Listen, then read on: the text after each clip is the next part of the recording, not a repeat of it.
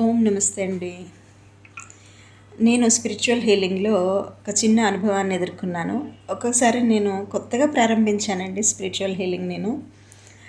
నేను చేసేది ఆహ్, అంటే నాకు తెలిసే విషయాలు నిజమా? కాదా? కల్పనలేమో ఊహించుకుంటున్నానేమో అని ఒక్కొక్కసారి నాకు దిగులు పడుతూ ఉంటాను. ఎందుకంటే మనం మంచి చేయకపోయినా పర్వాలేదు, నలుగురికి చెడు చేయకూడదు అనేది నాకు ఎప్పటినుంచో ఉన్న పాలసీ అండి. కాబట్టి నా వల్ల ఎవరికి హాని కలగకూడదని నేను అనుకుంటూ ఉంటాను. అయితే నాకు చిన్న అనుభవం కలిగింది. నేను ఒక వ్యక్తికి 25 సంవత్సరాలు అలా ఉంటాయి, ఒక యువకుడు. నేను ప్రొఫెషన్‌లో ఎలా స్థిరపడాలి మేడం, నాకు ఆర్థిక సమస్యలు ఉన్నాయి, నిలవడం లేదు డబ్బు అనేది, నాకు చెప్పండి అనేసి చెప్పారు. చెప్తే సరే బాబు చూస్తానన్నాను. చెప్తూ ఉన్నాను, సమాధానం చూస్తూ వస్తున్నప్పుడు నాకు కలిగిన సంకేతం ఏంటంటే వెనుక జన్మలో ఒక సమస్య ఉంది అని. అది ఏంటంటే ఒక వ్యక్తి తనకి గుండెకి కలిగిన బాణం గుండెకి గుచ్చుకుంది. అది ఇలా బాణం చూపిస్తున్నారు నాకు, ఇలా చూపిస్తున్నారు అన్నట్టు. అది ఎలా చూపిస్తున్నారంటే ఆవేదనతో, ఒక ప్రతీకార భావనతో చూపిస్తున్నారు.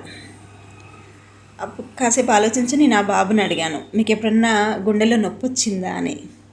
ఇప్పుడే వచ్చింది మేడం, నేను మెడిటేషన్లో మీతో మాట్లాడుతున్నా ఇంతకుముందే వచ్చిందని అన్నాడు. అంటే అంటే దీని అర్థం ఏంటంటే ఆ జన్మలో వీళ్ళిద్దరు మిత్రులు అన్నట్టు. మిత్రునికి 20 లక్షలు ధనం అప్పుగా తీసుకొని, నాకు కష్టాలు ఉన్నాయి, కన్నీళ్ళు ఉన్నాయి అనుకుంటూ నమ్మ పలికించి అప్పుగా తీసుకొని సరైన సమయానికి ఇవ్వలేదు. తర్వాత తప్పించుకొని తిరగడము, ఇవ్వకపోవడం అలా చేశాడు. ఇతను మిత్రుడు ఎన్ని కష్టాల్లో ఉన్నాడో అని అతనికి శక్తికి మించి కూడా సహాయం చేశాడు. చేసిన తర్వాత మళ్ళీ తిరిగి ధనం అతనికి రాలేదు. మరి చిన్న అమౌంట్ కాదు కదండి 20 లక్షలు అంటే. కాబట్టి ఆ గుండెకి మిత్రద్రోహం అనేది గాయం తగిలించింది. ఇదే గాయం నేను అతనికి చూపిస్తాను అన్న ప్రతీకారంతో కనిపించాడు కదా, అందుకని ఆ బాబుకి గుండె నొప్పి అప్పుడు వచ్చింది.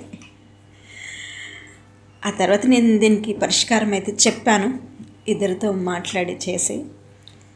ఇలా మనకి ఒక్కొక్కసారి